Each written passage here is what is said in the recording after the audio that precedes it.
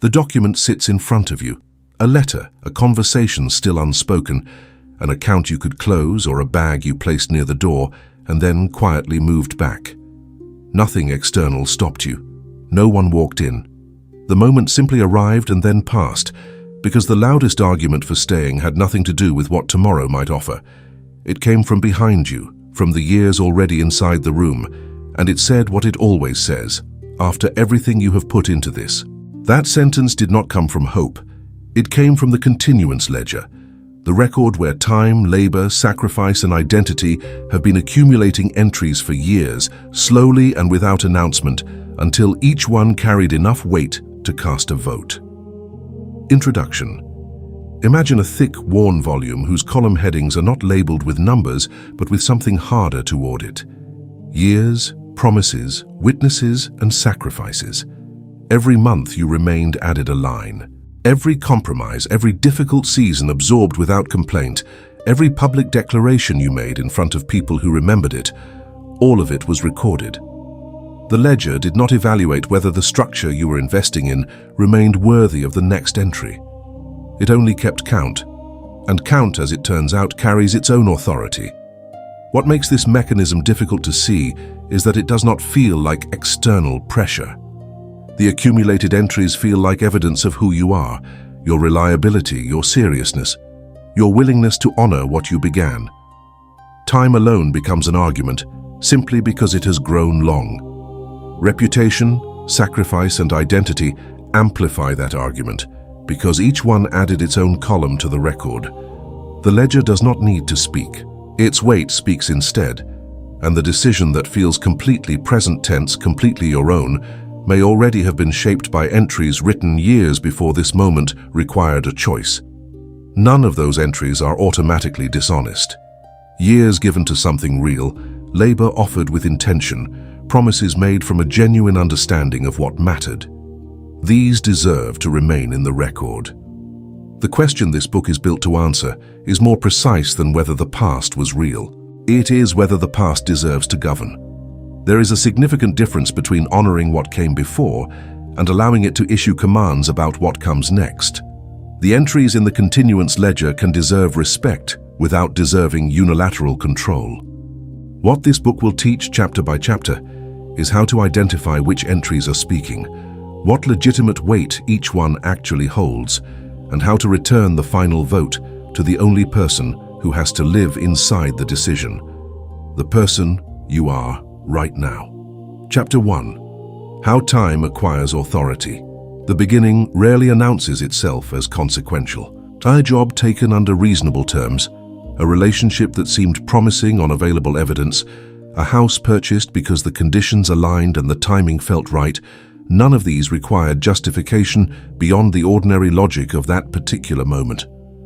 The first month asked very little: show up, learn the language, follow the rhythm already established. There was no need yet for an explanation of why this was the life being lived, because it was simply new enough to feel chosen. Then the routines arrived. They were not unwelcome. Routines are how effort becomes skill, how two people develop a shared vocabulary, how a professional develops the kind of competence that only comes from repetition over time. Routines are also how consciousness gradually stops being summoned.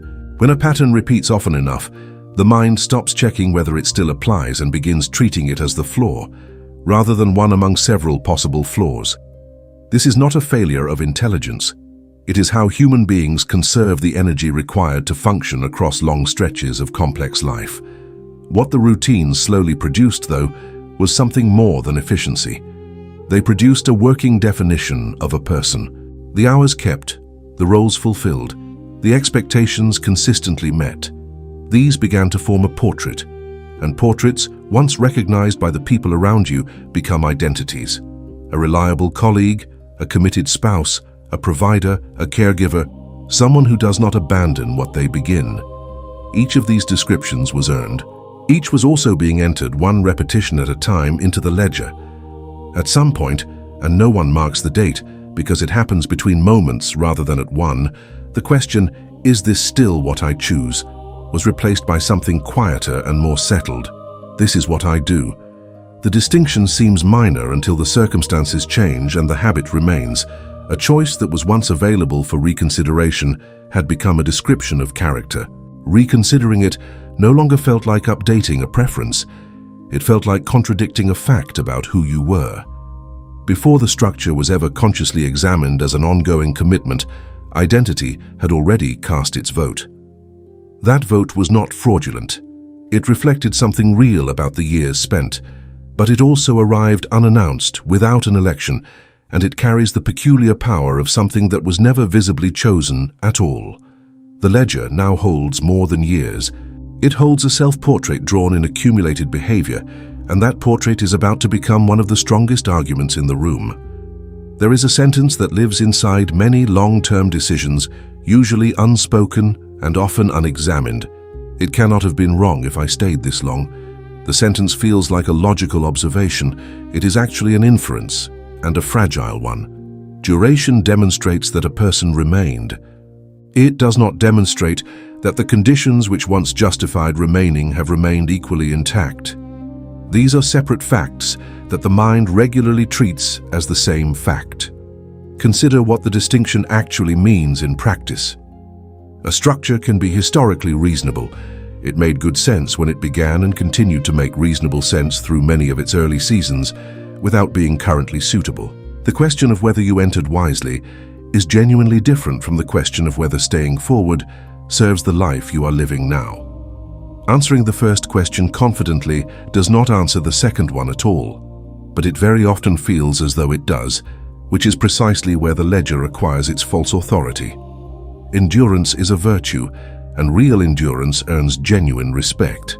The difficulty is that endurance and validation can become confused inside the mind of the person doing the enduring. Staying through difficulty and continuing to grow are not the same trajectory. One is a record of presence. The other is a record of ongoing exchange, of receiving something worth the investment at a rate that still makes sense. Many people have stayed through considerable difficulty and emerged with new capacity, repaired relationships, and deepened meaning. Many others have stayed through considerable difficulty and emerged having perfected their tolerance for a structure that stopped exchanging value years before they noticed. The career held for 20 years provides a clear example.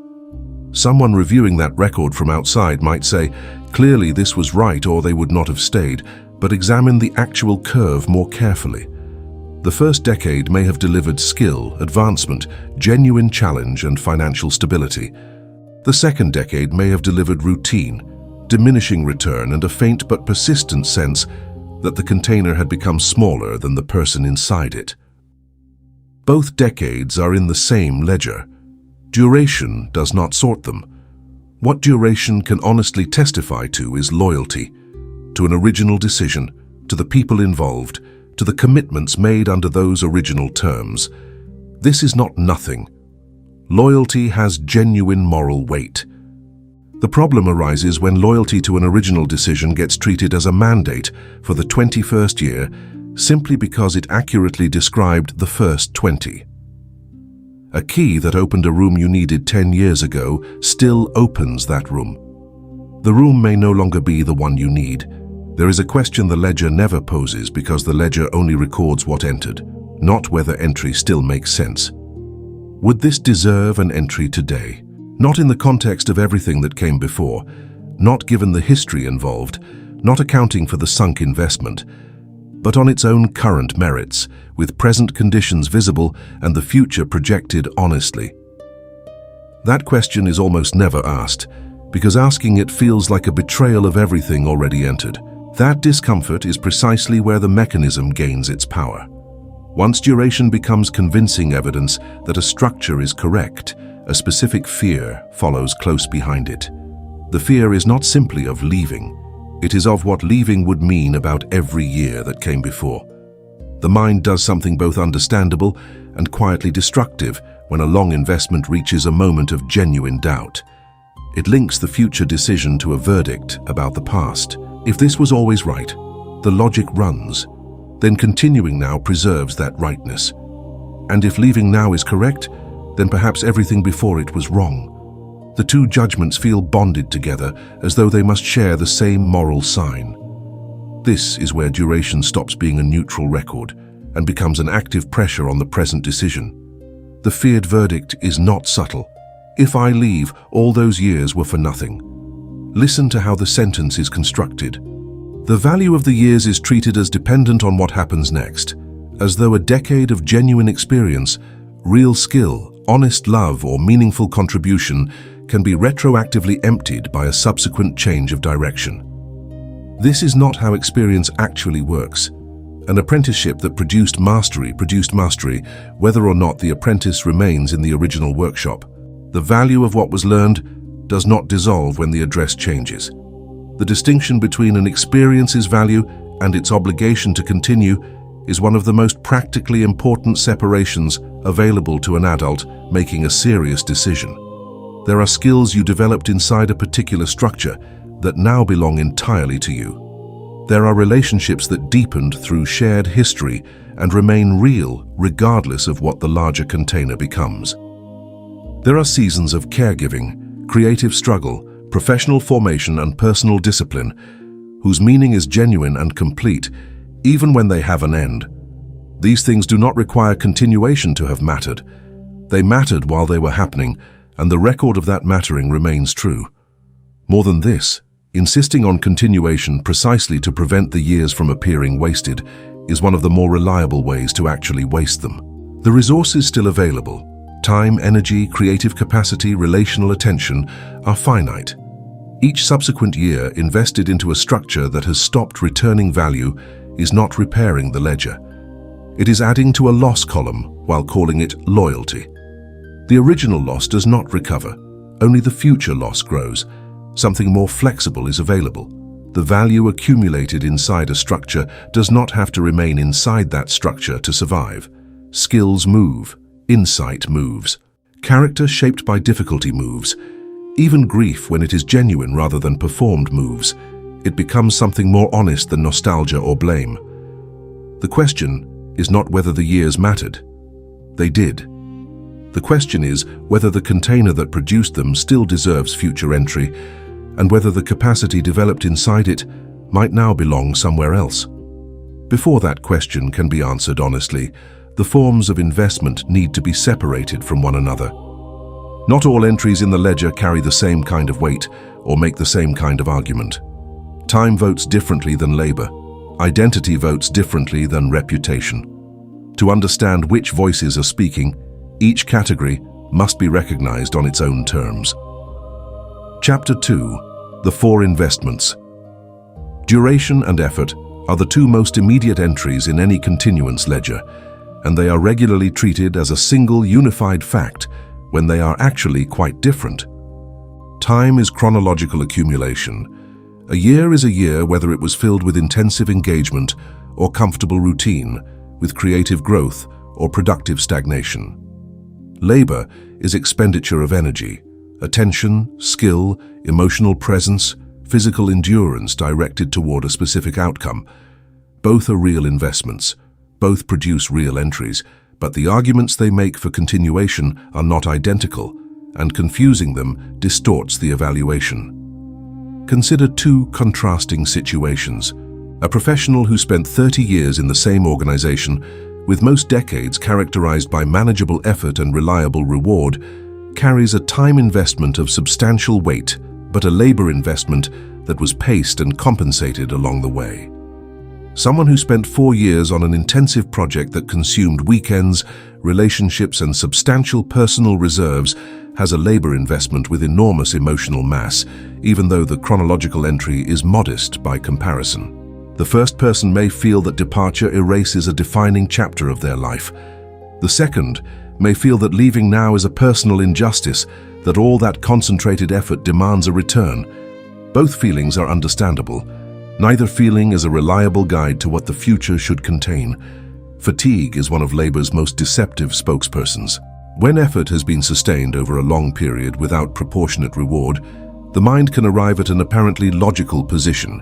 Having gone this far, stopping now means the effort was wasted.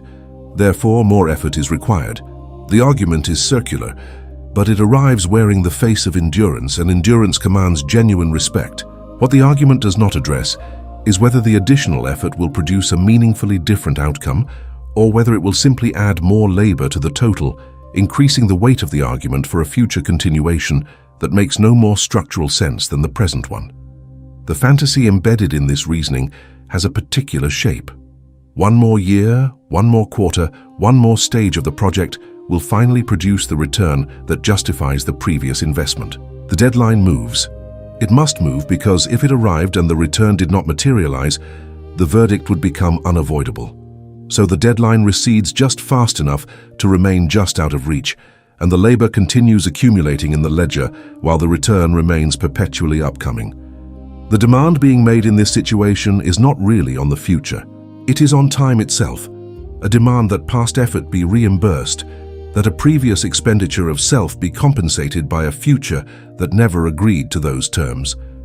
The future cannot make good on a debt the past created without its consent. It can only offer what it actually contains, independent of what came before. One test brings this into focus with useful clarity.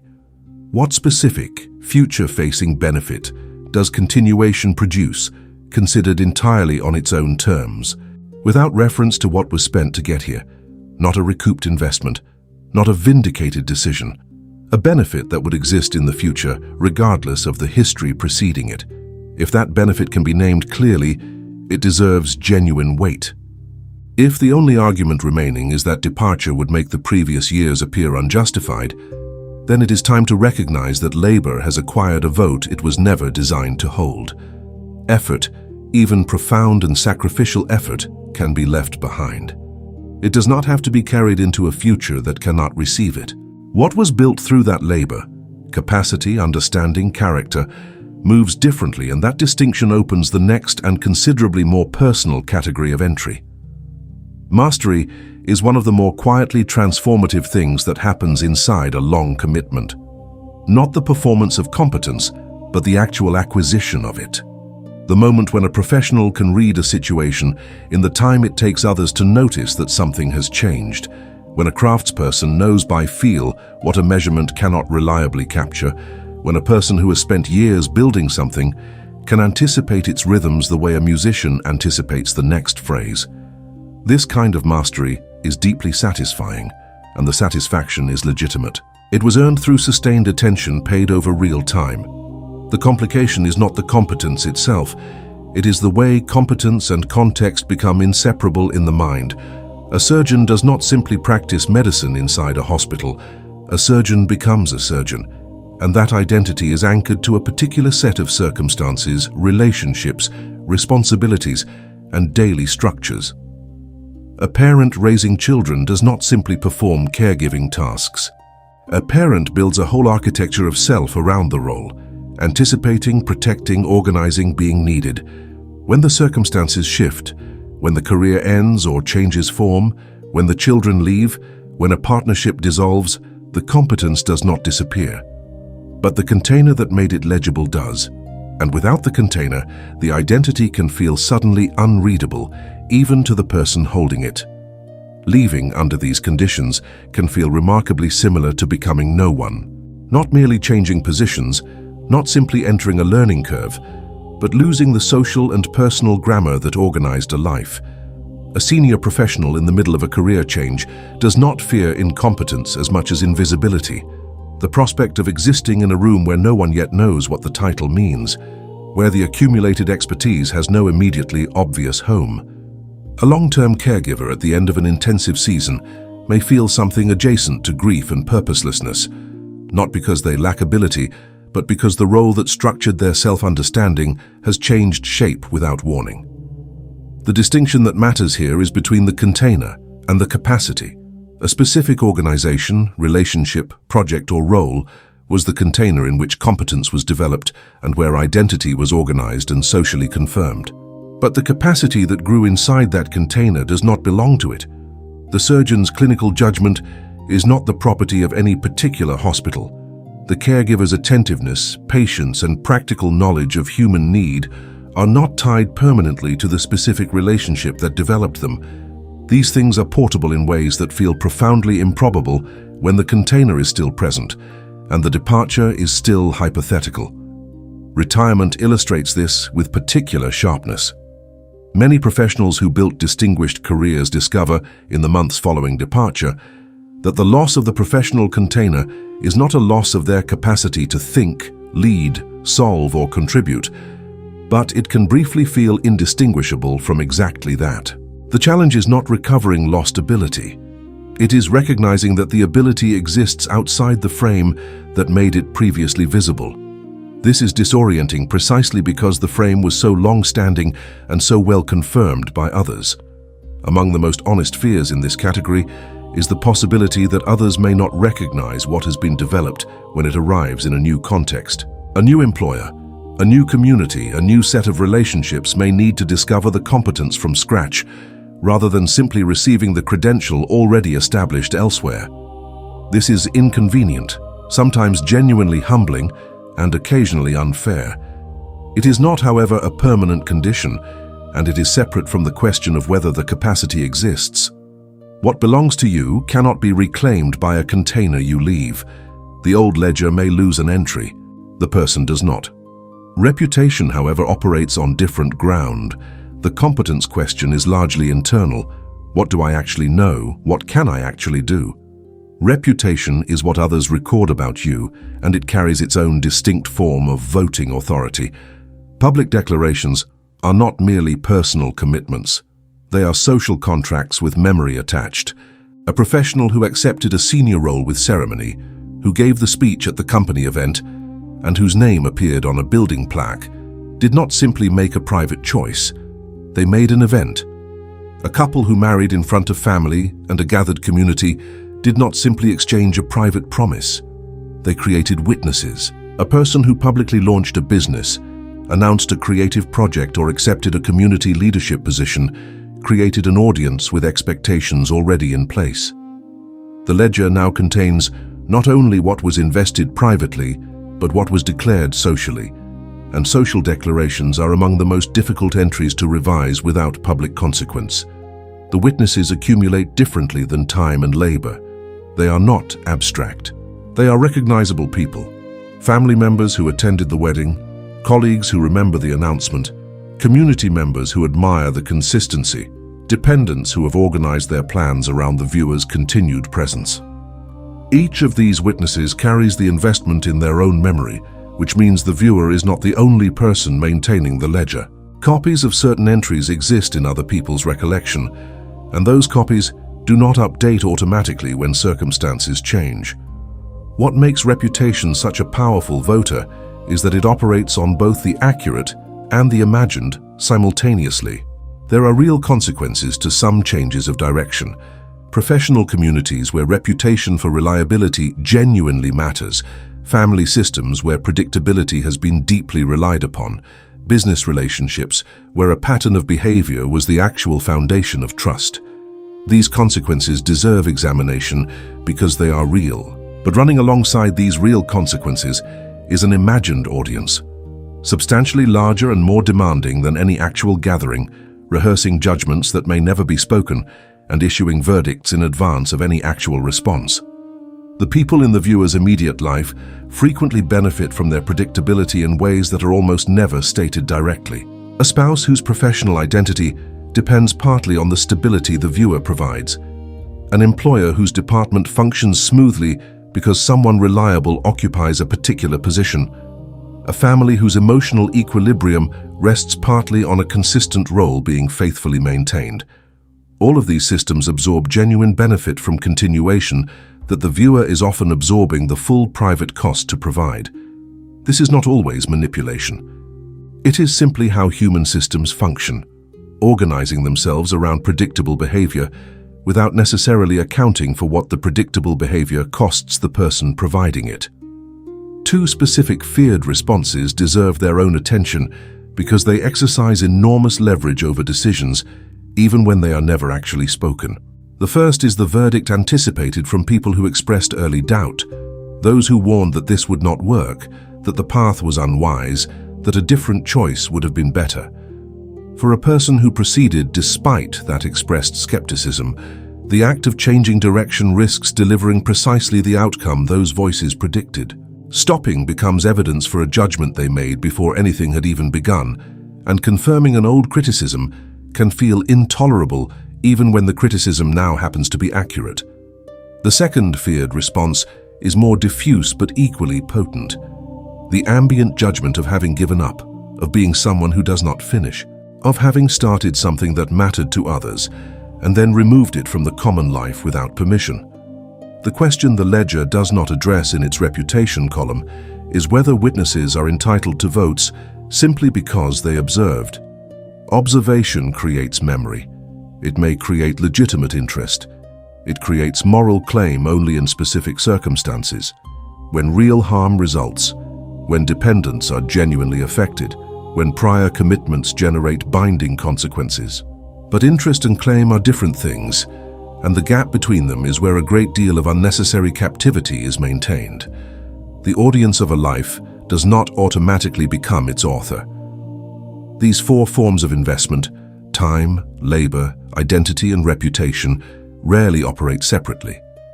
They combine. They reinforce one another. They create a self-consistent argument for continuation that feels, from the inside, very much like integrity. Separating them was the first diagnostic step.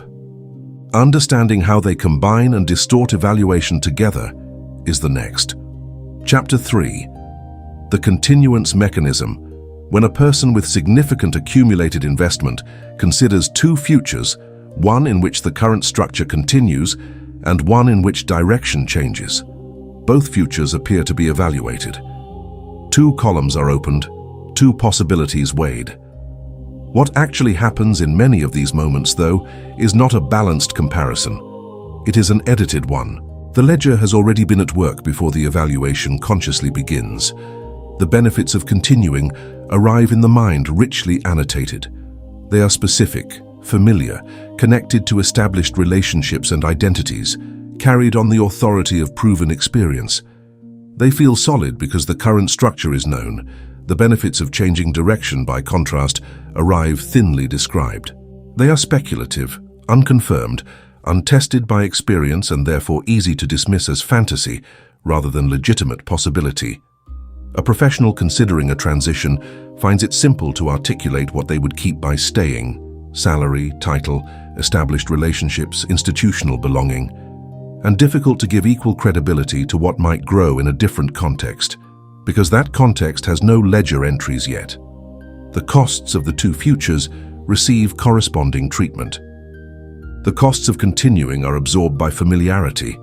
They are known quantities, normalized through repetition, often minimized because they have already been endured and therefore do not feel as alarming as new costs would. The costs of changing direction, by contrast, are treated as certainties rather than possibilities. Inconvenience becomes catastrophe in the estimation. Uncertainty becomes proof of failure. Every unknown in the alternative future is filled with the worst plausible content, while every uncertainty in the current trajectory is treated charitably as a temporary condition that the existing investment will eventually resolve. The past is doing the editing before the comparison formally begins. Both futures do not actually receive equal evidence. The future aligned with historical investment receives the benefit of every reasonable doubt, while the alternative receives a demanding standard of proof that it cannot possibly meet because it has not yet happened. This asymmetry is not dishonesty. It is the natural effect of investment on perception, the same effect that makes people more attentive to information that confirms a decision already made than to information that challenges it. What this mechanism requires is a temporary suspension, or at least a deliberate bracketing, of historical investment during the evaluation, not to pretend the history does not exist, but to give the future only evidence a fair hearing. The ledger should be consulted after the present evidence has been gathered, not before. Otherwise, the verdict is written by the entries before the evidence arrives. The self-descriptions a person carries through a long-term investment are rarely neutral, loyal, responsible, resilient, wise enough to see past temporary difficulty, committed when others would have quit. These are not simply labels applied from outside. They are internal organizing principles, the narrative coherence that allows a person to feel continuous across decades of changing circumstances. A life story needs its sentences to agree with one another, and the identity constructed through years of investment is a long-running sentence that a changed decision appears to interrupt. This is why changing direction does not feel merely like a practical shift. It can feel like a correction to the previous chapters, a revision that calls the prior narrative into question. The loyal spouse who now needs the marriage to end must confront the possibility that loyalty was given to something unworthy of it, and that feels different from the structure simply having reached its end. The resilient professional who finally has to acknowledge that persistence is no longer serving growth must face the possibility that what was called resilience was, in part, fear in more respectable clothing. These reckonings are not easy, and they are not required to be easy. They are honest, which is a different thing. The distinction that matters is between loyalty to a set of values and loyalty to a previous interpretation of how those values were being expressed. A person who valued responsibility can change the specific form that responsibility takes without abandoning the value. A person who prized integrity can revise a decision made in good faith without compromising the commitment to honest evaluation. The values do not require their original container to remain valid. The self-description does not have to shatter when the structure is revised. What feels like the collapse of the identity may actually be its refinement. The difference between who a person believed they were inside a particular story and who they are when the story is asked to accommodate new evidence. Consider the provider who has defined themselves through years of financial responsibility for a family and who now faces a situation where genuine well-being, their own and the people they care for, might be better served by a significantly changed relationship to work. The provider identity is real and earned. The practical and emotional obligations it reflects are real, but if the provider identity has become so dominant that it cannot accommodate any negotiation, any limitation, any honest conversation about cost, it has moved from a description of values into a structure that cannot be examined without feeling like a betrayal of self. The identity is now protecting itself rather than serving the people it was originally organized around. Revision is not blindness confirmed in retrospect. Revision is evidence that perception remains alive, that the mind has not closed the ledger prematurely. The people least capable of revising long-term commitments are not the most loyal. They are often the most defended, maintaining a story because examining it requires a courage that continuous investment gradually makes more expensive, not less. And underneath the story, at the level that the narrative is specifically designed to protect, lives the most difficult element of the mechanism. Shame does not announce itself by name. It arrives as certainty that revision is unacceptable, that admission is equivalent to collapse, that the alternative to perfect consistency is complete failure. Its presence in the continuance mechanism is significant enough to require a separate examination. Before they can be examined, the verdicts must be named. They are not vague. A person who has invested years in a structure that may no longer serve them is typically avoiding one or more of the following specific judgments: that they were foolish for beginning, that they were deceived by an early situation that should have been read more clearly, that they were weak for tolerating conditions they should have changed sooner, that they were disloyal for having doubts at all, that they were naive enough to trust promises that were not honored, or that they wasted a portion of their life that could have been spent more wisely. These verdicts are specific. They carry weight precisely because the person leveling them is the person whose opinion matters most. As long as the investment continues, so does the legal argument. Another year of commitment becomes evidence that the original decision was sound, or at least that the person making it is sound, which is an adjacent comfort. The logic functions like a trial in which the defendant is both the attorney and the jury. If the investment continues, a favorable verdict can still be hoped for. If the investment stops, the case appears to close with unfavorable findings already in the record. The future is being used as a court that has not yet issued its ruling, and departure closes the proceedings. Redemption deadlines are one of the mechanism's more durable features. At the beginning, The argument is that one more year of commitment will deliver the return that justifies everything preceding it. When that year passes without the promised return, the deadline moves. The return will arrive after the next milestone, the next phase, the next season of effort. This movement is rarely acknowledged directly. It is simply experienced as the natural extension of a reasonable hope, because acknowledging that the deadline has moved would require examining why it moved, and that examination risks the verdict being avoided. In business, this manifests as continued investment in a venture that the available evidence clearly indicates will not recover, sustained past the point where strategic assessment would recommend a different allocation.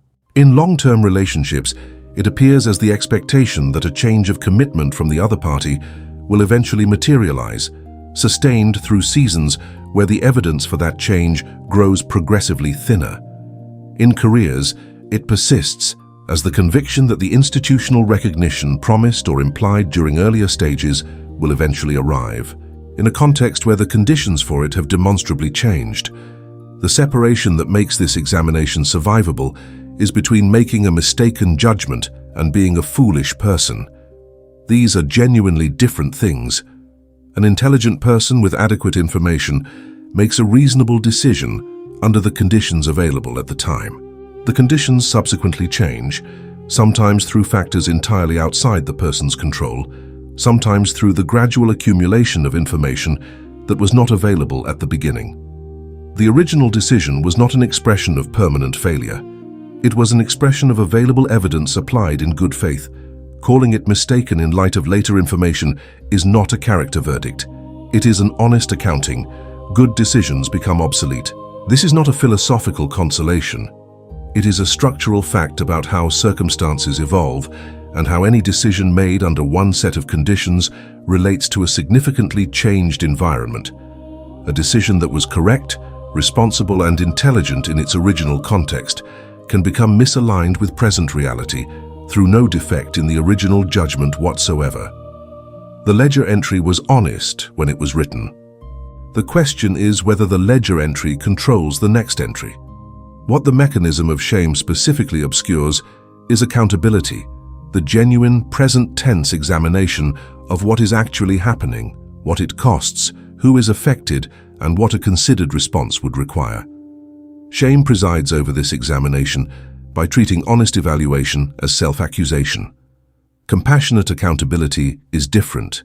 It does not excuse. It does not require suffering as a form of payment.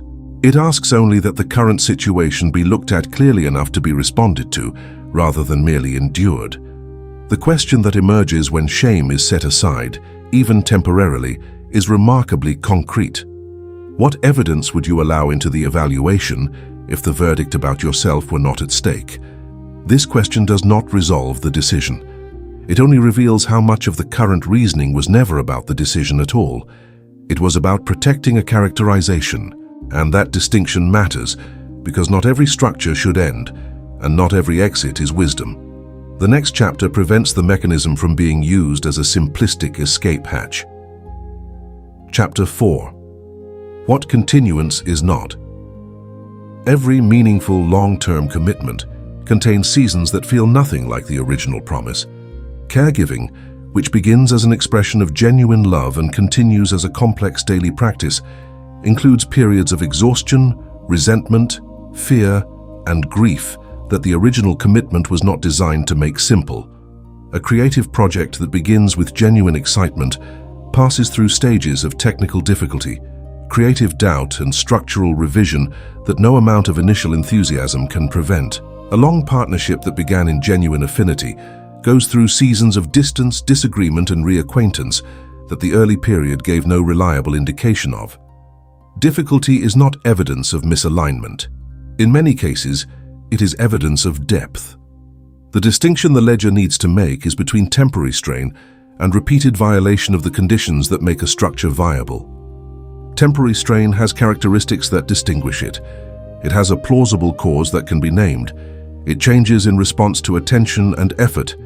It does not ask the person to consistently abandon what they actually value in order to maintain the structure. And there is a reasonable basis for expecting it to be finite. repeated violation of core conditions looks different. The same pattern returns despite honest repair attempts. The structure responds to genuine effort with a brief improvement that does not hold. The cost of maintaining the structure requires a sustained abandonment of integrity, physical health, relational presence, or fundamental values, not during a crisis, but as the ordinary condition of participation. Caregiving provides an illustration with particular clarity. A long-term caregiver who is exhausted, whose own health has been affected, whose other relationships have been constrained, is experiencing genuine difficulty. That difficulty does not automatically indicate that the caregiving commitment is wrong. The exhaustion is real and deserves response, rest, additional support, renegotiated terms where these are possible. None of this constitutes a reason to abandon care. But if the caregiving structure itself has no provision for respite, no acknowledgement of the caregiver's limits, no adaptation to changed circumstances, and no mechanism for addressing the caregiver's deterioration, then the difficulty is not temporary. The structure itself requires examination, because a structure that can sustain its purpose only by consuming the person providing it has already stopped functioning as it was intended. Novelty is one of the less reliable compasses available in these evaluations. The appeal of a different path carries its own distortions. The unfamiliar tends to appear simpler, more promising and less burdened than the known territory, because unfamiliar territory has no accumulated difficult days in the ledger. The question is not whether the current path has become familiar and the alternative appears fresh. The question is whether the current structure is capable of responding to honest evidence about its own condition. Duration, recovery, and responsiveness are the three criteria worth examining here. Has the difficult period had enough time to be genuinely evaluated, or is it being assessed at its lowest point? When rest, renegotiation, or additional support has been introduced, does the structure recover? When the person raises an honest concern about what the structure requires of them, does the structure demonstrate any capacity to respond? A structure that satisfies these three criteria is difficult but alive. A structure that cannot meet them is not suffering a temporary condition. It has lost the capacity to answer evidence. The final question of this examination is practical and concrete. When the problem is honestly named and genuinely addressed, does anything change? Not superficially, not temporarily, not in the kind of brief adjustment that precedes a return to the original pattern, but actually, durably, in a way that can be tested across time. If the answer is yes, the structure is in difficulty. If the answer is consistently no, the problem is not the season, it is the structure itself. Some continuations are not governed by accumulated investment at all. They are governed by genuine obligation, a present tense moral claim that exists regardless of what the ledger contains. A parent whose children require care, a person who made a commitment that another person organized their life around in good faith, a professional whose departure without transition would cause real harm to people who relied on reasonable notice, a partner in a business whose exit without arrangement would impose serious consequences on a co-founder who did nothing to deserve them. These are not products of the continuance mechanism. They are legitimate duties with identifiable present beneficiaries and specific purposes that can be clearly stated. The critical distinction is that genuine duty possesses a present reason that can be articulated without invoking the years already spent. If asked why continuation is required, a person with genuine duty can answer the question by describing who is currently affected, what the specific harm would be, and what the duty requires in concrete terms. The answer does not need to mention that 20 years have already been given, or that departure would appear disloyal, or that the investment was substantial. It stands on present tense ground. Someone continuing from the continuance mechanism, by contrast, struggles to answer the same question without eventually arriving at the accumulated history. The years become the argument precisely because the present tense reasons are thin. Genuine duty also has scope. It addresses a specific need, covers a specific period, and includes the possibility of transition. A caregiver who is arranging a responsible handover, identifying support systems, preparing documentation, establishing continuity for the person who will need it, is honoring duty. A caregiver who has decided that the role must never change form because to do so would feel like abandonment, regardless of what the person being cared for actually requires, has moved from duty into something more personal and more protected. The test is whether the duty can be given a shape, a purpose, and eventually a review point, or whether it is being framed as inherently unlimited. This last point deserves care. Some duties genuinely are long-term and do not have clean endpoints. A parent's commitment to a child does not expire. A person's responsibility for consequences they genuinely created does not dissolve because taking responsibility is inconvenient. The question is not whether the duty is long. It is whether it has any awareness of its own scope, any possibility of changing form as circumstances change, and any acknowledgement of the real person providing it.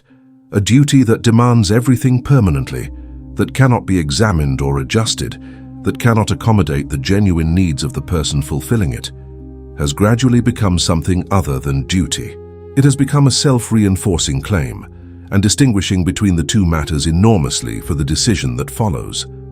The test is simple enough to apply honestly.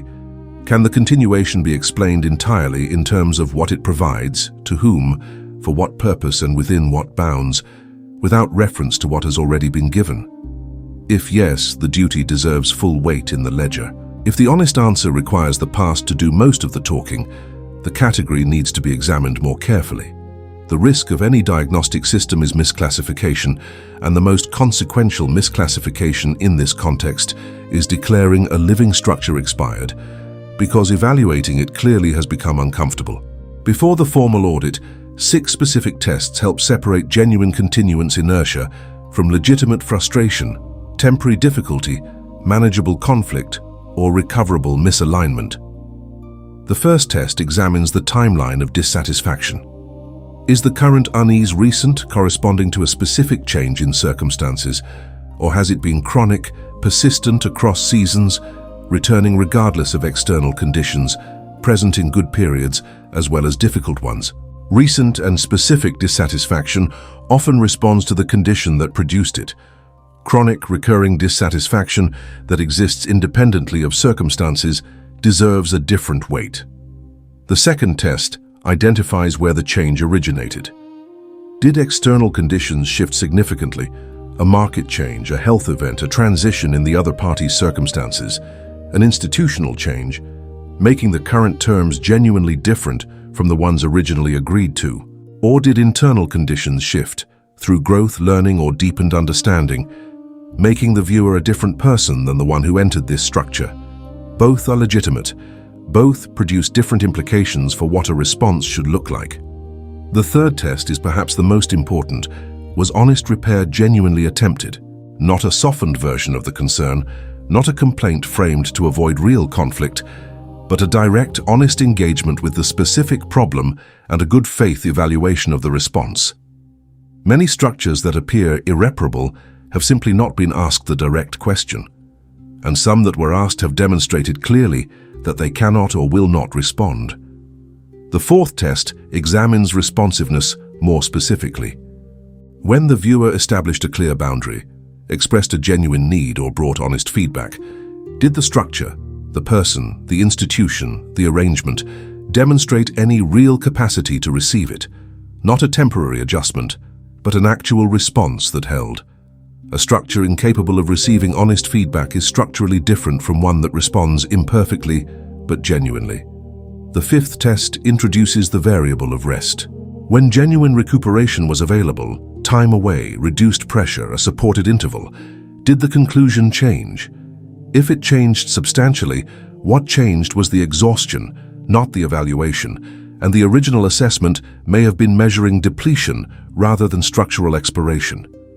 If rest changed nothing fundamental about the conclusion, the assessment is more reliable. The sixth test separates two adjacent but very different desires, wanting a different structure and wanting relief from the current one.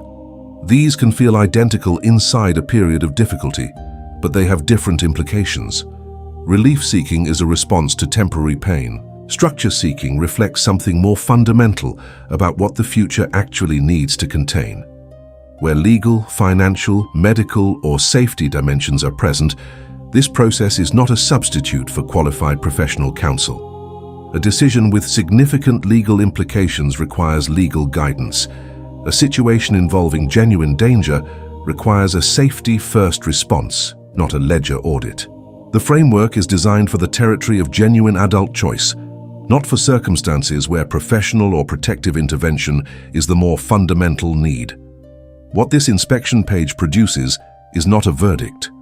It produces a clearer sense of whether the formal ledger audit should proceed as an exit evaluation, a redesign inquiry, or a renewed commitment with defined terms.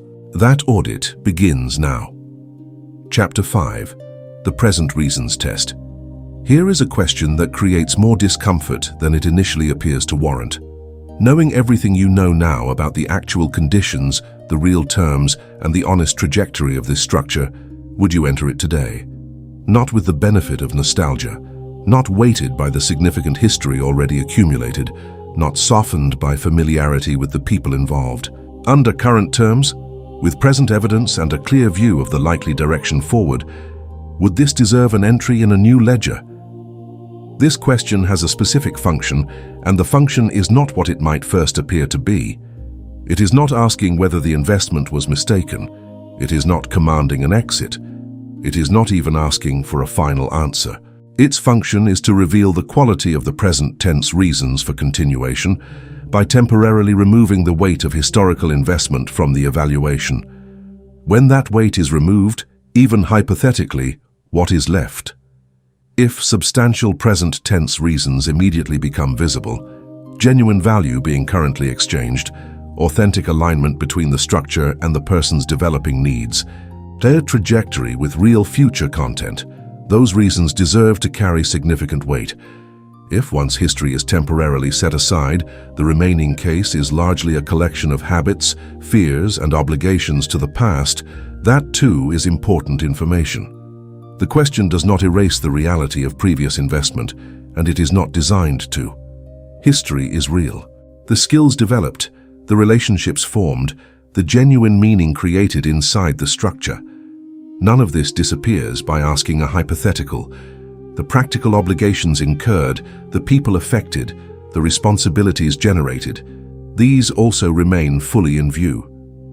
The question simply asks what the present and future are contributing to the argument, separate from what the past contributed, so that both can be seen distinctly rather than as an undifferentiated mass. A career is a useful context for the exercise. A professional considering a significant career change asks, would I accept this position today under current conditions, knowing what I now know about its actual trajectory, its real demands, and the realistic ceiling of what it offers? One answer to this question is yes, and I had temporarily lost sight of that because recent difficulty had obscured the genuine value. Another answer is, I would require significant renegotiation of its terms before considering it. A third answer is, honestly, no, I would look elsewhere. Each answer provides a different kind of clarity about what the present reasons evaluation should examine next. The same question applied to a long-term relationship requires significant care. A relationship between two people who have changed across decades carries an extraordinary complexity. The question is not whether the relationship at 20 years is identical to the relationship at its beginning. It almost never is. The question is whether the relationship as it actually exists now, between the people actually present in it, contains sufficient present tense value and mutual responsiveness to deserve a forward commitment. A negative answer to that question does not mean the relationship was wrong. It may mean it has genuinely concluded, even while still formally continuing.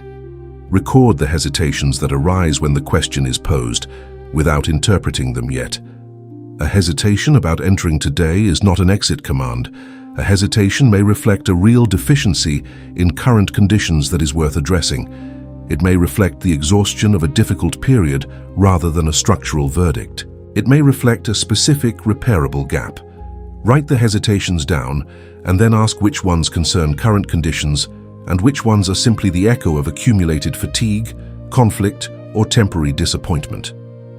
The current conditions concerns move to the next column. The exercise now requires two futures, constructed with equal seriousness and equal detail. not fantasy futures, not worst-case scenarios. 2 genuine realistic projections built from available evidence, populated with ordinary days rather than exceptional ones. Begin with the first. What does the next 5 years look like if nothing significant changes in the current structure? Not a hopeful projection of improvements that have been anticipated for years without materializing. Not a catastrophized version designed to justify a decision already leaning in one direction. An honest, evidence-based description of the ordinary rhythm, what the energy level is likely to be, what the relationship with integrity will look like, how the primary relationships in the life will be affected, what the current trajectory of competence development suggests, and what doors remain open and which ones narrow with the passage of additional time inside this particular structure. Describe what an ordinary Tuesday looks like in this projection. Describe what an ordinary year-end review, anniversary or quarterly audit reveals. Let the projection be populated with the unglamorous texture of actual daily experience. Now construct the second future. What does the next 5 years look like if a deliberate and gradual change of direction begins from this point? Include the losses in this projection. They belong there, and excluding them would corrupt the comparison. Include the genuine inconvenience, the loss of status and established relationships, the period of reduced certainty, the learning curve in a new context, the financial adjustment where that is real, the social complexity of explaining a changed direction to people who organize their expectations around the previous one. Include the uncertainty that cannot be resolved in advance. Do not replace this projection with an idealized escape narrative in which everything that was difficult about the current structure simply disappears, because change creates its own difficulties, and an honest projection must acknowledge them. With both futures in front of you, constructed with equal space and equal attention, examine them along several specific dimensions. Energy. Which future maintains a sustainable relationship between what is given and what is received? Integrity. Which future permits the kind of honesty with oneself and others that constitutes basic self-respect? Relationships. Which future preserves and develops the connections that most genuinely matter? Competence. Which future continues to grow the capacities that feel worth developing? Opportunity. Which future leaves open the possibilities that remain meaningful, and which one forecloses them gradually without announcing it? One of the more clarifying questions in this comparison is about self-abandonment, not in a melodramatic sense, but in a practical one. Continued participation in some structures requires a sustained departure from what a person actually values, thinks, feels, or needs, performed quietly as the ordinary cost of membership. This departure is rarely dramatic. It typically occurs in small increments. An opinion not voiced, a need not raised, a limit not established, a truth adjusted to prevent a predictable reaction. Some degree of self-modification is required by any mature participation in shared structures, and that is not the same thing. The question is whether the modification required is proportionate and mutual, or whether one party is doing the majority of the accommodating while the arrangement maintains a formal appearance of balance. Identify the benefits that belong only to the future, not returns on past investment, not compensation for what was given, but genuinely forward-facing value that exists because of what the next 5 years will actually contain. These are the arguments that deserve the most weight in the evaluation, because they are the only ones that answer the actual question: what does continuation produce from here forward? Whatever survives this specific examination becomes a legitimate entry in the present reasons column. What remains after the future-only examination has been conducted will include something worth scrutinizing carefully. Among the arguments remaining will be some that feel like reasons but function like debts, demands that the future compensate for the past, obligations whose primary justification is the accumulated ledger rather than what the next chapter actually offers. These require their own column. Every argument currently operating inside the decision belongs to one of 3 categories, and the categories are not always immediately obvious from the inside. A present reason is an argument that would exist and carry weight even in the absence of historical investment, a current source of genuine value, a real obligation with an identifiable present beneficiary, a future consequence that is specific and worth serious consideration on its own terms. A fear is an anticipated pain that is being treated as a certainty, something real enough to acknowledge, but not so inevitable that it forecloses choice, a discomfort that requires examination rather than obedience. A debt is a demand that the future justify the past, the argument whose force derives primarily from what was already given and whose central logic is that continuation is owed because so much has already been spent. Consider how these categories apply to actual arguments heard in real decisions. I would lose the health insurance my family depends on belongs primarily to present reasons if the dependency is genuine and the loss would create real hardship. I would have to explain to everyone why I changed contains elements of fear, anticipated social discomfort that deserve examination. After 15 years, I cannot just walk away, is nearly pure debt. The primary argument is the 15 years, not what the next chapter offers. I am afraid I will not be able to manage independently, maybe fear whose examination reveals it is either genuinely substantiated or significantly exaggerated by the safety of the familiar. The investment I made deserves to pay off eventually, is debt wearing the costume of optimism. One argument may contain all three categories simultaneously, and this is where the exercise requires patience. A long-term professional who says, "I cannot leave because my team depends on me, and I have given too much to walk away now, and I am honestly afraid of what comes next," is articulating a reason, a debt, and a fear in the same sentence. Separating them does not invalidate any of them.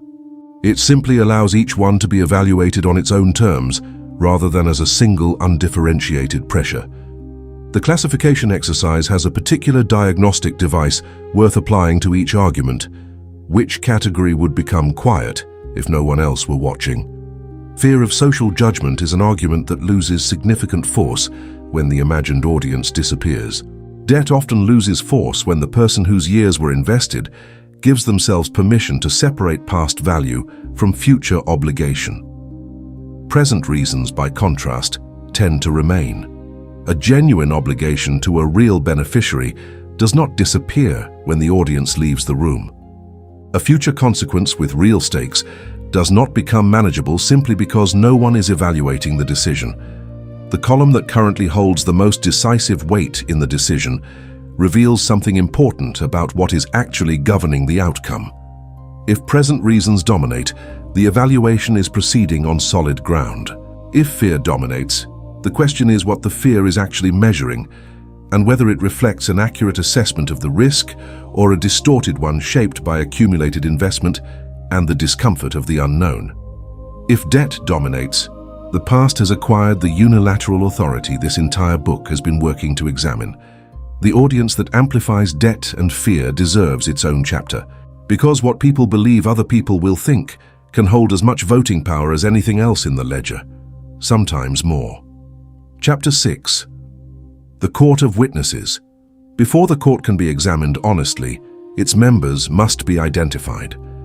Some of them have material interests in the current arrangement, a family whose daily life depends on the income the current structure provides, an institution that has built operational systems around a particular person's reliable presence, a business partner whose professional stability rests partly on the predictability of the arrangement, a community whose social fabric includes a familiar role that someone has occupied for a significant period. These people and systems are not imaginary. Their interests are real. Their reliance on the viewer's continued participation was not manufactured for the purpose of creating pressure.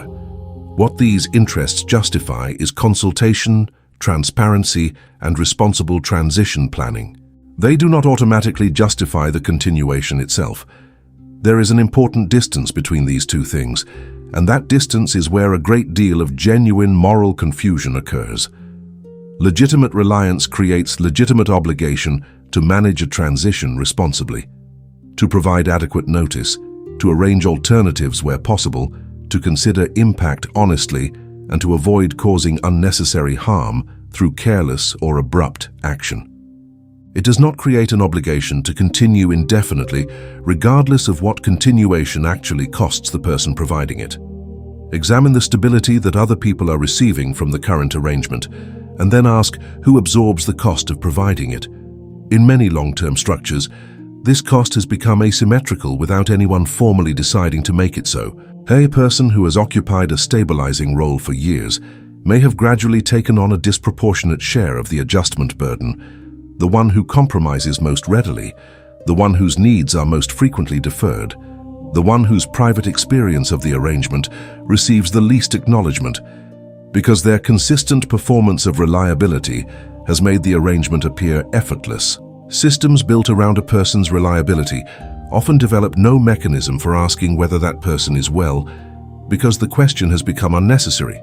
The behavior has remained consistent regardless of the answer. Institutions benefit from this predictability in ways that are rarely made explicit. An employer with a long-term employee in a complex role benefits from years of accumulated institutional knowledge, established relationships, and demonstrated reliability without having to acknowledge that these assets have a cost to the person carrying them. A family system organized around one member's consistent provision of emotional, financial, or practical stability may have developed no mechanism for examining what it costs that member to provide it, because examining it would require acknowledging what might need to change. The distinction that carries practical weight is between consultation and permission. Some decisions require genuine consultation, bringing other people's real interests into the evaluation, considering impact honestly, adjusting implementation based on legitimate concerns. Consultation is a responsibility. Permission is a different category entirely. It is the transfer of authorship over a personal decision to the people who benefit from the current outcome.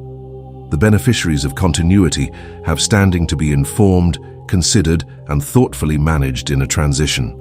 They do not have standing to issue the final verdict on a decision they do not inhabit. The most powerful courtroom in this process has no actual occupants. Its chairs are filled by people who are not physically present, parents whose approval organized childhood, teachers whose assessments became internal standards, communities whose expectations were absorbed before they could be examined, professional peers whose imagined reactions enter private thinking without being invited, and earlier versions of the self whose commitments are treated as binding instructions to the person who has since grown considerably beyond them. These absent judges do not enter decisions through the front door. They arrive through the interior monologue, the rehearsed explanations, the preemptive defenses, the adjustments made to a decision before it is shared, because certain reactions seem so predictable that they are being managed in advance. A person planning to leave a long-term career may have rehearsed in private a dozen different ways of explaining the decision to a parent who valued institutional stability, without that parent having expressed any opinion at all. The parent is absent from the room. Their anticipated judgment is not. Consider how rarely the imagined reactions of these witnesses match the actual responses when a real conversation occurs. People who were expected to judge frequently respond with curiosity, support, or more complex understanding than the imagined verdict allowed. People who were expected to support sometimes respond with more skepticism than anticipated. The imagined jury is not composed of real people with current and present perspectives. It is composed of past versions of those people, frozen at the moment when their opinion last felt most consequential, updated by accumulated anxiety rather than actual information. One useful question cuts through the imagined court with considerable precision. Whose disappointment is currently being prevented? Not whose material well-being is being protected. That is a different and legitimate concern. But whose emotional response, whose stated or unstated judgment, whose sentence about who you are being anticipated and managed at a private cost that has never been explicitly agreed to? Naming the answer to this question honestly is uncomfortable, because the answer often reveals that significant life decisions have been filtered through an internalized audience that has no formal standing, no current information, and occasionally no current existence. Some members of the imagined jury are distant, some are deceased, some simply have not thought about the matter in years. Among all the arguments currently operating inside this decision, one of them is purely historical. Its force comes entirely from the past, and it carries no present tense content whatsoever. It may be the longest standing argument, or the most emotionally resonant, or the one most closely associated with a particular witness. Before moving forward, take a moment to identify it. Write it down in plain language for yourself alone. You do not need to share it. The purpose of writing it is not to dismiss it or to dramatize it, but simply to see it clearly, separated from the tangle of other arguments, so that its actual weight can be assessed honestly rather than felt as an undifferentiated pressure. Once it is written, one question remains. Does this argument concern what comes next, or does it concern what has already passed?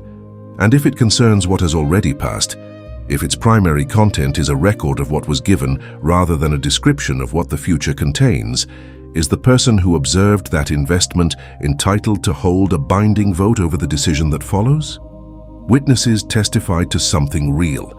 That testimony deserves to be heard. A witness who observed the investment, valued the investment, or even depended on the investment, has standing in the historical record. The ledger does not rewrite their chapter, but observation is different from authority, and the fact that someone watched does not automatically make them a legislator over what comes next. 4 distinct categories of participation deserve separation when another person's interests are involved in a significant decision: information, impact, consent, and ownership. Understanding which category applies in a given situation determines the appropriate form of engagement, and conflating them is one of the most reliable sources of both unnecessary harm and unnecessary captivity. Information is what you owe the people substantially affected by a decision. They deserve to know what is changing in reasonable terms with reasonable timing. Withholding relevant information from people whose lives will be meaningfully affected is not protection. It is a form of management that typically creates more harm than the honest disclosure would have. The discomfort of honesty is usually preferable to the secondary damage of surprise, and the impulse to protect people from difficult information is sometimes more accurately described as protecting oneself from a difficult conversation. Impact is what you owe yourself to honestly examine. The decision being made will create real effects for real people, and those effects deserve genuine consideration in the planning and implementation of whatever comes next. This is not a concession to their authority over the decision. It is a recognition that being accountable for consequences is different from being governed by anticipated reactions. A person who considers impact honestly and plans accordingly is acting responsibly. A person who defers the decision indefinitely because anticipated impact feels unmanageable has transferred authorship to the impact itself. Consent applies in a narrower range of situations than the other categories, primarily those involving shared agreements, mutual obligations, and contractual arrangements. A business partner has legitimate standing in decisions that affect a jointly held enterprise. A co-parent has legitimate standing in decisions that directly affect shared children. A spouse is entitled to real participation in decisions that genuinely restructure the shared life. The scope of consent is proportionate to the genuine overlap of the decision with another person's legitimate domain. It is not infinite merely because the other person has preferences. Ownership of the inner verdict belongs to the person whose life the decision inhabits. The final determination about whether a structure continues, changes form, or ends, as distinguished from how it changes, when it changes, and what responsibilities are honored during the change, is a personal determination. The implementation is a shared conversation. The substance of the decision is not. Over-consultation can become a permission ritual, seeking approval from so many people that the process itself guarantees the maintenance of the status quo, because no sufficient consensus for change will ever emerge from a system that benefits from the current arrangement. Gathering too many opinions is often less about wanting guidance than about avoiding the responsibility of the final answer. Questions that gather facts rather than approval are more useful. What would make this transition workable for you? What do you need to know to arrange your own situation? What timeline is realistic given your current situation? What would a responsible handover require? These questions treat the other person as someone with genuine needs to be considered, rather than a judge whose verdict determines the outcome. They also tend to produce more honest and more useful responses than questions that are actually requests for permission framed as inquiries. Any responsible transition involving others requires defined timelines, clear safeguards, and genuine attention to the repair of any real harm. Where the decision has caused genuine damage to shared commitments, to people who relied in good faith on an arrangement that is now changing, honest acknowledgement and whatever repair is actually possible deserve a place in the process. This is not guilt as a governing principle, it is accountability as a practice. The difference is that guilt arrests movement, while accountability defines what responsible movement requires and then proceeds. The goal of this entire consultation process is remaining accountable without becoming governable. The people whose interests are involved in the decision have legitimate standing. That standing does not extend to the final inner page of the ledger, where the present vote is ultimately cast. How the past is carried forward, what value is preserved through transition, and what form a change commitment might take. These questions open the next chapter, where the focus moves from the decision itself to what the decision must actually do. Chapter 7. How to leave without declaring the past worthless. Before examining what changes, the inventory of what moves is worth conducting with real care. Long commitments produce genuine assets that belong entirely to the person who developed them, regardless of what becomes of the structure that produced them. Skills refined through years of practice, analytical, relational, technical, creative, organizational, do not remain the property of the institution, relationship, or project that provided the context for their development. Understanding of how complex human systems operate, earned through sustained engagement with one particular complex human system, applies broadly. Endurance itself, the demonstrated capacity to continue functioning through difficulty, is a quality that belongs to the person who practiced it, not to the circumstances that required it. Separating this value from the container that produced it is not an exercise in detachment. It is an exercise in honest accounting. A career in a particular industry, developed knowledge of that industry, relationships within it, and a set of transferable professional instincts. The career may be ending. The knowledge moves. A long-term caregiving relationship developed practical competence in anticipating need, managing uncertainty, remaining present in difficult circumstances, and advocating effectively for another person. The caregiving relationship may have concluded. The competence moves. A partnership that produced creative work developed a particular person's understanding of their own process, their tolerances, their strengths, and their limits. The partnership may be over. The self-knowledge moves.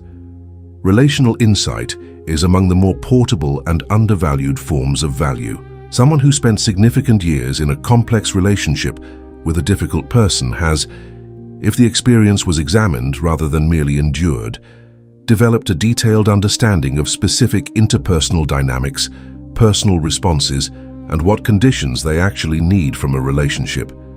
This understanding, which was built through genuine and often costly experience, does not belong to the relationship that produced it.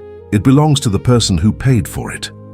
What the years taught does not require gratitude as a prerequisite for use. It does not require the experience to have been pleasant, chosen, or free of genuine harm. Understanding is understanding. Capacity is capacity. A person who developed genuine skill in a context that also caused real difficulty gets to keep the skill. Forced appreciation of the difficult context is not required for the capacity to be real or useful. Not everything should be carried forward. Habits developed to manage an environment that no longer exists. Coping strategies whose usefulness was specific to a particular context. Identities formed in reaction to specific pressures that will not be present in the next chapter. These deserve examination before they are automatically packed for the transition. A person leaving a high-control institutional environment may have developed communication habits that served self-protection within that system, but that would be counterproductive in a context organized around different principles. What was adaptive in one environment may require deliberate revision in another. The inventory, when conducted honestly, typically reveals that more moved forward than was initially expected, and less needs to be abandoned than was feared. The old ledger is not being burned. It is being read accurately, which requires distinguishing between entries that belong to the record of a particular structure and entries that belong permanently to the person who made them. Departure is not the only alternative to continuation as it currently exists. Between permanent continuation and complete exit lies a significant range of possibilities that are neither capitulation nor abandonment, and for many structures this middle range is where the most honest response actually resides. The question worth asking before treating a decision as binary is whether the structure, revised into a genuinely different form, could sustain the relationship between what is given and what is received, at a level that no longer requires self-abandonment as the ordinary cost of participation. Reduction, delegation, renegotiation, and defined trial periods are the practical instruments available in this space. A professional who has outgrown their current role but remains genuinely connected to the work might negotiate a significantly restructured position. Different scope, different relationships, different demands, rather than treating departure as the only honest response to misalignment. A caregiver whose current level of involvement is unsustainable might arrange a distributed support structure that preserves genuine connection without requiring a single person to carry an undivided load. A creative partnership that has become functionally unequal might be renegotiated into a different collaborative form rather than either continued in its current inequality or dissolved entirely. The critical requirement of any genuine redesign is that it alter the real conditions rather than adjusting their surface presentation. Cosmetic changes are recognizable by what they leave intact. They modify terminology, adjust schedules, and create the appearance of structural change, while the fundamental mechanism, the one that requires the same level of self-compromise for the same level of marginal return, continues operating without interruption. A real form change alters the actual terms, the scope of commitment, the distribution of responsibility, the conditions of accountability, and the criteria by which ongoing participation makes sense. If the proposed change does not meaningfully alter these elements, it is not a redesign. It is a continuation with new language. Measurable review points are not optional in a genuine redesign. A change without a defined evaluation date is simply a continuation with a temporary feeling of movement. The review point should specify what evidence will be examined, who participates in the evaluation, and what conclusions it is permitted to reach, including the conclusion that the redesigned form is itself insufficient. This is not pessimism. It is the difference between a genuine experiment and a deferred decision. Where other people are affected by the changed form, their engagement is not merely courtesy. A reduced work commitment that substantially affects a business partner's situation requires that partners' genuine participation in designing the change. A renegotiated caregiving arrangement requires the real interests of the person receiving care to be considered, not as a constraint on change, but as a central element of the design. Consent and consequence must be part of the form change process where they genuinely apply, and their inclusion does not weaken the process. It makes the resulting arrangement more durable. The redesign may ultimately reveal something valuable about the structure itself. A structure capable of adapting to honest renegotiation demonstrates a kind of vitality that genuine expiration does not. Some commitments, examined and reshaped, turn out to be far more alive than they appeared when the only options visible were continuation in the current painful form or complete exit. Others, subjected to honest renegotiation, reveal that no form could actually address the real problem, that the fundamental mismatch is not in the terms, but in the structure itself. This too is important information, and it is better discovered through a genuine attempt at redesign than assumed in advance. An ending does not retroactively edit the record. A marriage that concludes after many years does not unmake the genuine love, the real partnership, the children, the growth, or the shared history that existed inside it. A career that ends does not invalidate the genuine competence developed, the relationships formed, or the meaningful contribution made during it. A business partnership that dissolves does not declare that the work accomplished together lacked integrity. These things happened. They were real. The record remains true, and the decision to close one chapter of the ledger does not revise the chapters that preceded it. Separating gratitude, grief, accountability, and finality is one of the more demanding tasks at the end of a significant commitment, because these four experiences tend to arrive simultaneously and resist being distinguished from one another. Gratitude for what was genuine is possible without being required as a condition of ending. Grief for what is being released is real and does not need to be resolved before a decision is implemented. Accountability for actual harm, where it was caused and where repair is possible, is a present tense responsibility that belongs in the transition process. Finality is the clear acknowledgement that the form of this particular commitment has ended, which is different from the erasure of the reality that preceded it. Blame and continuation share a structural kinship that is worth noting. Both keep the person oriented toward the past structure.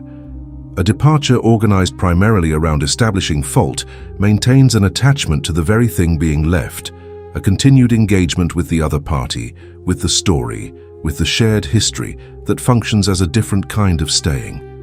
Some accountability for genuine harm is not blame and cannot be avoided without dishonesty. But the process of departure can become so focused on establishing a satisfying narrative of wrongdoing that the departure itself is perpetually deferred, waiting for a verdict that will never satisfy because blame, unlike grief, does not have a natural endpoint. A career departure provides one practical illustration. A professional who leaves an institution after a genuinely difficult final chapter can do so by constructing a detailed account of institutional failure that organizes their entire exit around a judgment about the organization, or by extracting what the experience produced, acknowledging where the final period involved genuine harm, addressing the consequences they actually have standing to address, and then redirecting their attention toward what the next chapter contains. The second approach is not the absence of honesty. It is honesty applied forward rather than backward. Where repair is not safe, boundaries serve the function that repair cannot. Some endings occur in circumstances where continued contact, engagement, or explanation would create genuine risk. In these situations, a clear boundary is not a failure of accountability. It is accountability applied to the person who was harmed rather than to the relationship itself. This distinction matters because endings sometimes involve real power differences, and the responsibility to manage a transition responsibly does not extend to maintaining vulnerability for the purpose of performing closure. After the formal decision is made and the direction is set, the old identity may continue speaking for a considerable time. The habits of thought, the internal monologue organized around the previous structure, the occasional mourning that arrives and briefly presents the old situation as though nothing had changed. These are not signs that the decision was wrong. They are signs that the identity formed over a long period does not dismantle on the same timeline as the structure that organized it. Social reactions, including support where it was not expected, and skepticism where it was not expected, will also arrive. Preparing for the range of possible responses, rather than planning for one particular version, produces greater stability in the implementation. An ending is defined by two things: what it stops and what it permits. What it stops is a particular form of participation in a particular structure. What it permits is the reallocation of everything that participation was consuming: time, energy, creative attention, emotional presence, toward a present and future that the current ledger has not yet opened. The new volume is blank. The first entry is the decision itself, made in present tense by the person holding the pen right now. Final chapter, the continuance, vote audit. The audit begins with a single sentence, not a paragraph of context, not a qualified description, not a version softened for a particular audience. One neutral, plain sentence describing the decision under evaluation. I am deciding whether to continue in this career, or I am deciding whether to remain in this partnership, or I am deciding whether to continue this commitment in its current form. The sentence should be plain enough that someone who knew nothing about the history could understand what is being decided without requiring explanation of why it matters. Precision at this stage prevents the audit from being conducted about the wrong decision.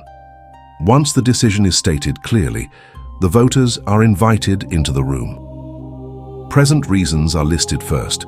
Every argument for continuation that refers to specific identifiable current value or obligation, name them plainly. A genuine financial dependency, a specific duty to a real person, a clearly defined future benefit, a reparable harm that continuation would address. List them without embellishment, because embellishment at this stage is usually the past adding footnotes. Past investments take the next column. List them without self-deprecation and without sentimentality. The years, the labor, the specific sacrifices made, the public commitments recorded. These entries are real. They belong in the record. They are simply in a separate column from the present reasons, where they can be seen without being automatically conflated with them. Fears are listed next, described as specifically as possible. Not, I am afraid of what happens next, which is too general to evaluate, but I am afraid of a specific financial gap during the transition, or I am afraid of discovering that I cannot build the competence I believe I have outside this context, or I am afraid of losing a specific relationship that I have not yet had an honest conversation with. Specific fears can be examined. Undifferentiated dread cannot. Duties are listed as a distinct category. Specific obligations with identifiable beneficiaries, defined purposes, and some sense of scope. Witnesses and beneficiaries occupy the next column, the people whose interests are real, whose reliance is genuine, and whose standing in the consultation process is legitimate. Now apply two filters to everything on the page.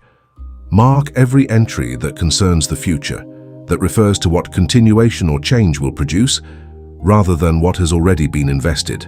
Then mark every entry that primarily concerns identity protection, maintaining a self-description, managing an imagined audience, avoiding a self-verdict. When the marks are applied, the audit has achieved its first genuinely useful result. The room is no longer a uniform mass of pressure. The voters have been separated, and their different categories are visible. Legitimate weight, not equal weight, is what each voter now receives.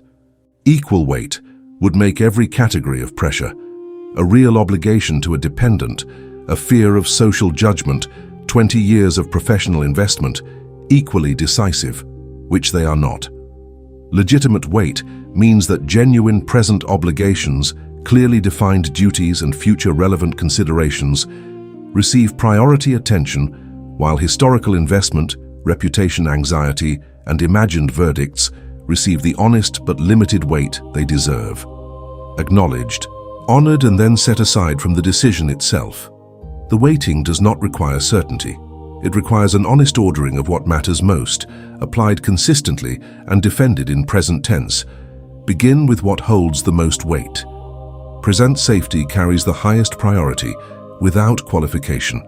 A situation involving genuine threat to physical safety, psychological integrity, or the safety of dependents does not require a ledger audit to justify response.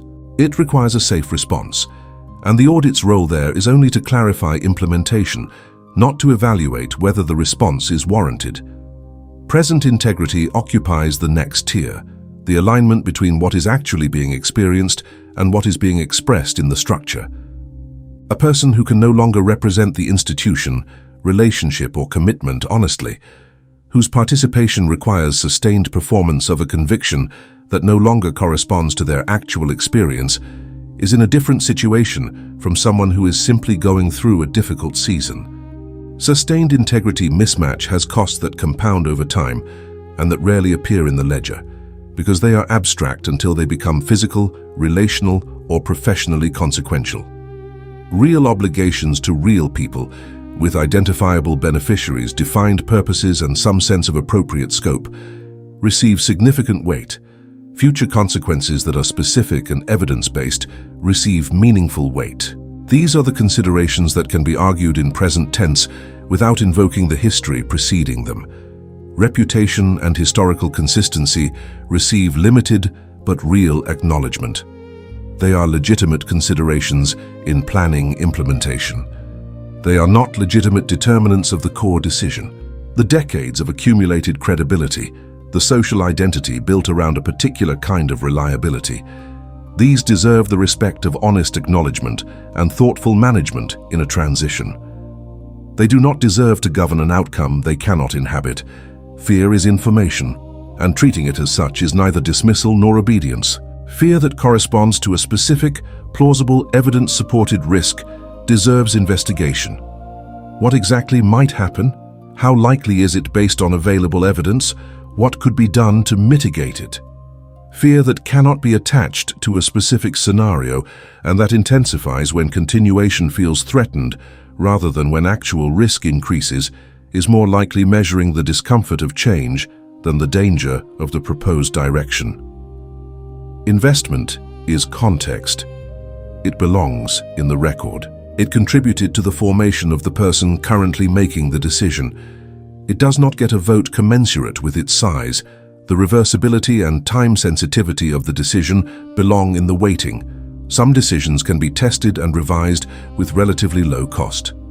Others foreclose significant possibilities and deserve correspondingly careful evaluation. Some situations have natural deadlines that exist independently of the decision-maker's preferences.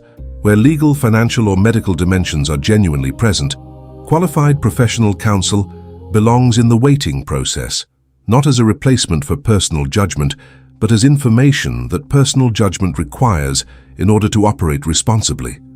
When the three options are compared, continuation, redesign, and departure, each should be defended in present tense, with arguments that begin with the word now.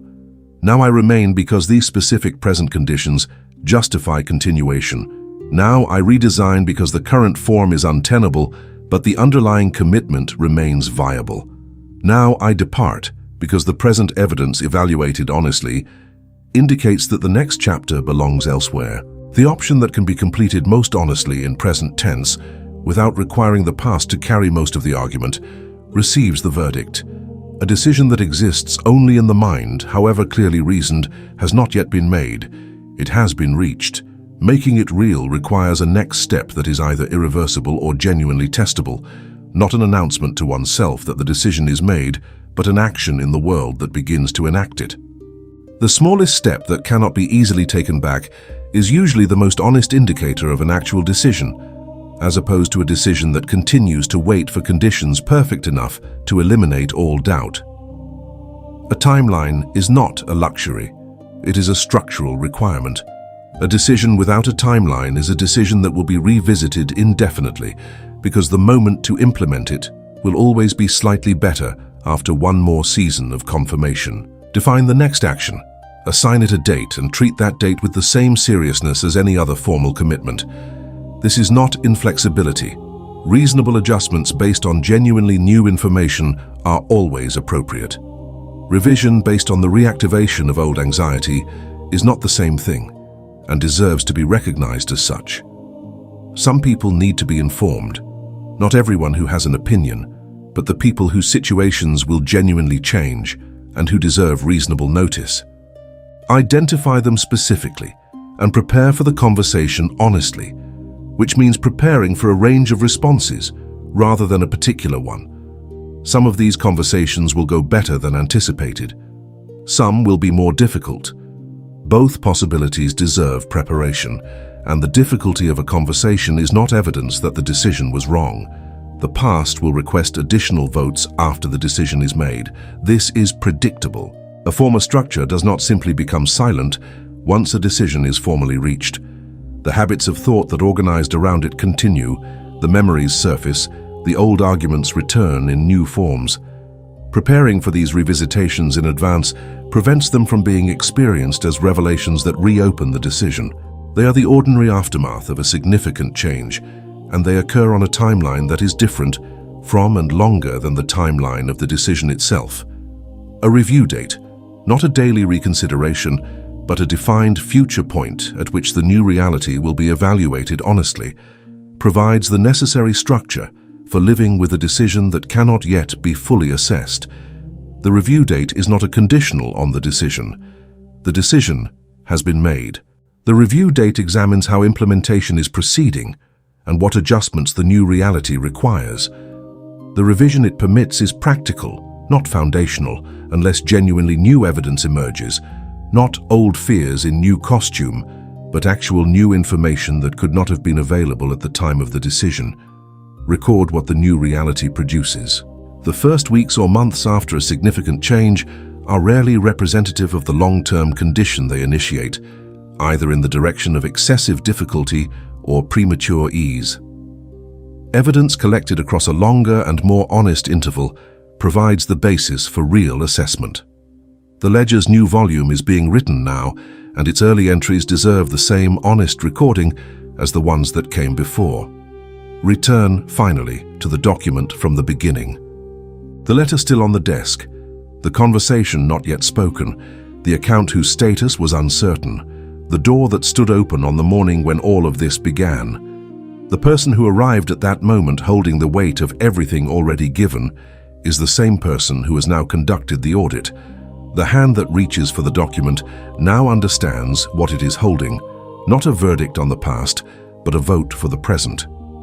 Whether the signature on the page is a continuation, a redesign, or a departure, it is no longer written by accumulated time alone. It is written by someone who knows, with reasonable clarity, who voted and why.